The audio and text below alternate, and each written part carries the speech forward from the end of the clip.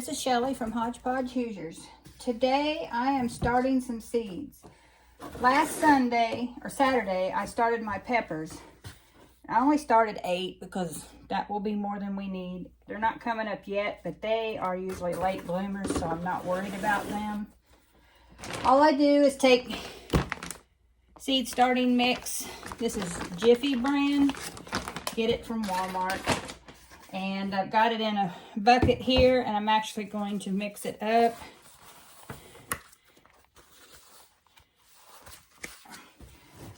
Best just to use your hands. It is usually really dry. And you want your soil to be soft before you put it in your cells. So the seeds is in good moist dirt when they're starting out, instead of fighting with that dry soil. You want this to get good and absorbed. So I'm just going to work this through, get it where it's good and moist, and then we're going to get started planting some tomato seeds. Okay, all I have here is just, there is 1, 2, 3, 4, 5, 6, 36 cells here. I saved this stuff year after year, but I did buy this new. Dollar General had this stuff like 90% off at the end of season last year, so I try to get the cell trays so I can keep them built up. Put this over here. You're just gonna put you some dirt in there.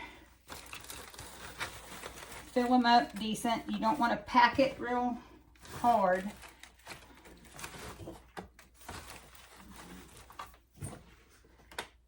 I don't have a greenhouse, so this little table in my kitchen is what's got to serve as a place for my seeds to start. I don't have to do a lot of seeds. I'll direct sow my cucumbers and the squash, and onion sets will just go out. I'll just buy them and put them out. Beans will be direct sowed. My sweet potatoes, I'll be starting to slip potatoes here in dirt here in just a little bit to get my slips going. So I just ordered me a few more raised beds, so I'll be putting them together in a video here pretty soon. Show you the layout of my garden. And we've got to build that one garden bed yet. We're just about ready to go get all the supplies to build it. So I'm so excited to be actually doing something with the garden now. It's been a long winter.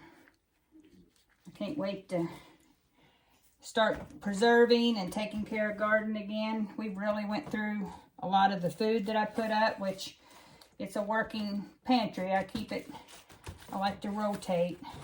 So anyway, I'm gonna get my tomato seeds out and I'll show you what varieties we're gonna do.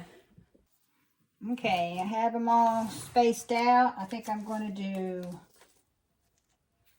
6 of the Bonnie Best, 6 Abe Lincoln, 6 of the 42-day tomatoes, Opaka paste tomatoes. I'm trying them this year instead of the Amish paste.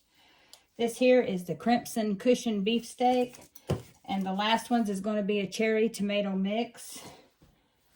I don't need a whole lot. I think this will be plenty. I'm going to plant like right around 20 tomatoes outside. And I always give my daughter a 1 or 2 so she can have right there to pick and eat fresh. And then my son usually takes some. And if my father-in-law needs some.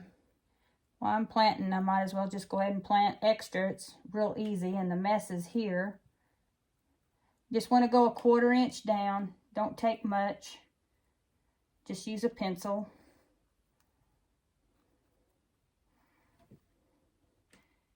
When I plant them, I usually do put 2 seeds per hole, just to make sure I'm going to get germination.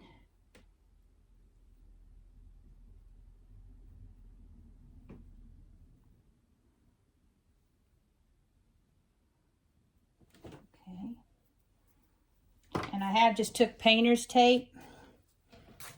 You can see. Nothing fancy, but I did do what each 6-pack is. Now when I transplant them into bigger ones, I'll use little plant stakes. Okay. Okay, these are the Bonnie Best. Better go in my right hand. Okay. They are super tiny.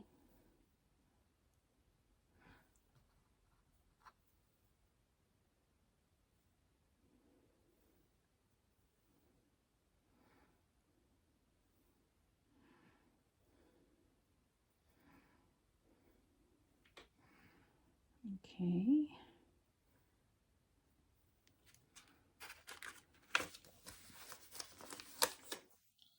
Next will be the Abe Lincoln.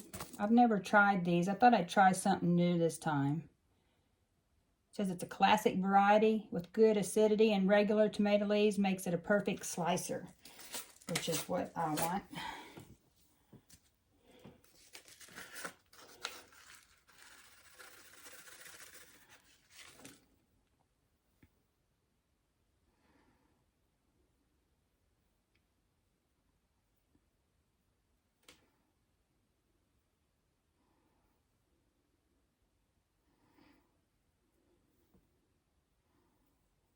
Okay. There. The 42-day tomato is believed to have come from Mexico. It's smaller fruits. 1 ounce fruits are bright red, and they have very early, small 1 ounce fruits are bright red and have very few seeds. It's the world's earliest tomatoes. I know after going all winter of not having any fresh tomatoes, that sounds pretty good. I don't know if anybody's had to get tomatoes in the store here recently, but they are not very good.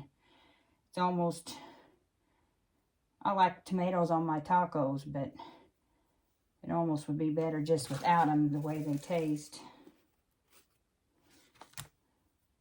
Okay, so that one's done. Okay, next is Opaka. I have always used paste tomatoes. Amish paste tomatoes. But I want to try something different. This is a Polish heirloom. It produces large, pointed, pepper-looking tomatoes weighing 5 to 8 ounces. Very minimal seeds. And they're great for authentic tomato paste, sauce, pizza sauce, or anything else that requires a meaty tomato. Which I try to do tomato sauce, but I have not ever had enough tomatoes to really do it. I haven't been fortunate enough to get them, so that's why I'm trying a new kind. I've just been lucky enough to get tomato juice. My paste tomatoes never do very good, so I'm really hoping I have a good year so I can make paste.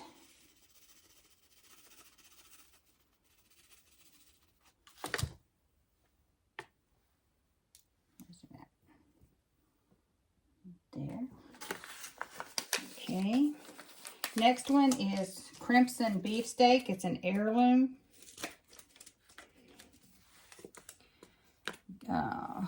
These are great for slicing and relish trays. I like how they look. I don't know if you can see in that picture, but I like how they look. So I'm hoping they grow good. I haven't had real good tomato seasons last couple of years, so I'm due for a good season.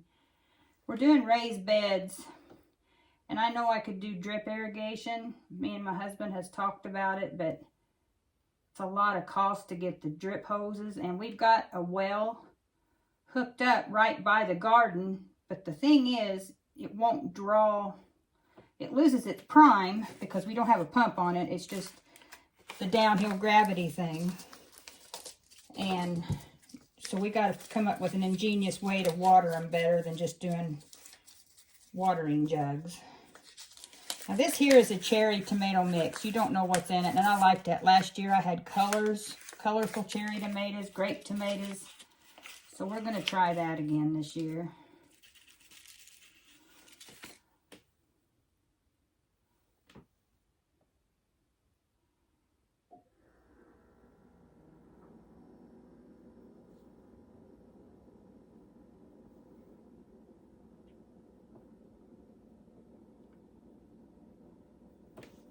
These are great for when you're just out in the garden and pop one in your mouth.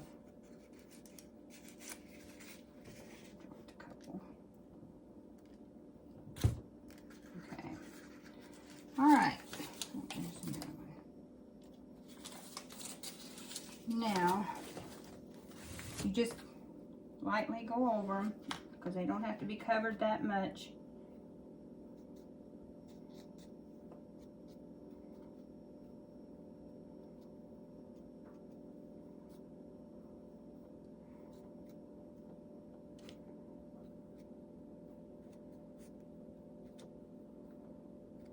Okay.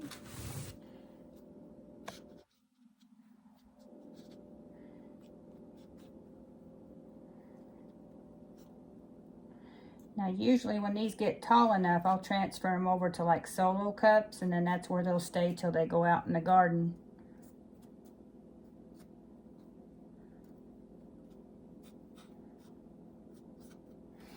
So there. Now, put them in the short tray here.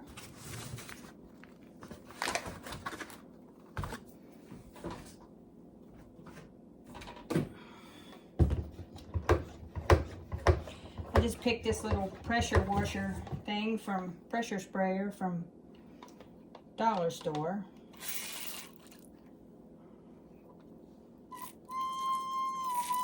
Ooh, it's making a funny little noise.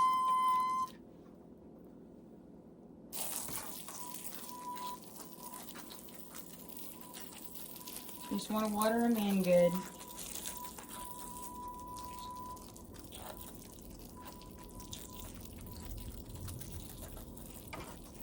Okay.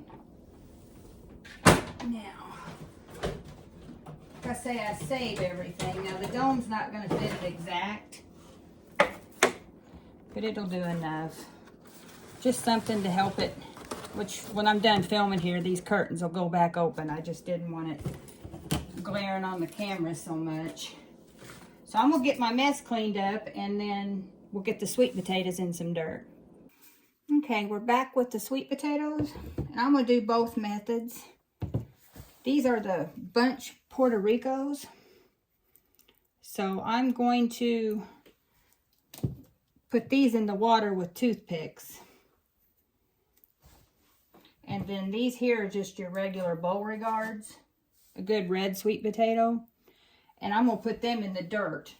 And I get slips from both of them. I mean, it's both, one way's just as good as the other for me, but I still like to do both. So first, I think I'm going to do the one in the dirt. All you do is just, you want to put him down in there. You don't even have to be all covered up. Let's see if you can see here. Sorry. And then put the other one on the other side here. You can see these are, I picked a couple that was really sprouting in my bins. There.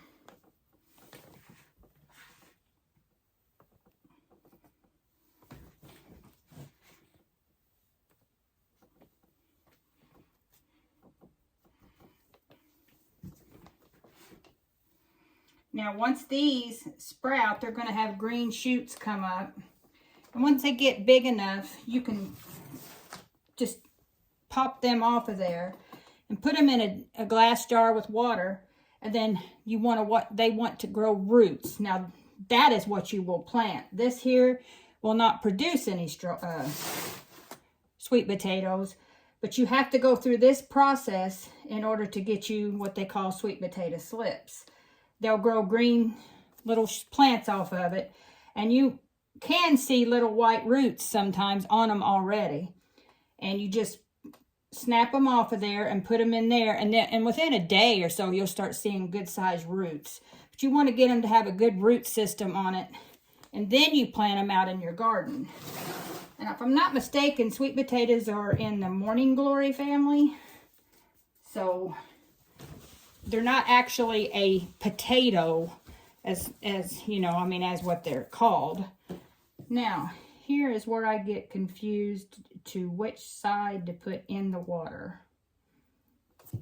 And I also need to make sure my toothpicks are strong enough. I've got skewers too. Okay, we're gonna try these. Pretty sure it's the pointed end that goes into the water.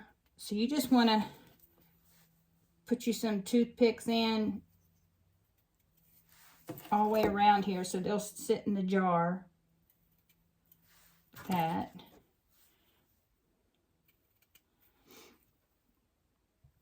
Now, I need to put more water in there. You want it to be in plenty good. And that's all you got to do. It'll start shooting little roots out. These are already starting. I should get the green slips off of them. Anyway, you want to plant these start these plenty early so you can have plenty of slips. I think that technically would have been the skinny end. So we're going to try it and see. Wow.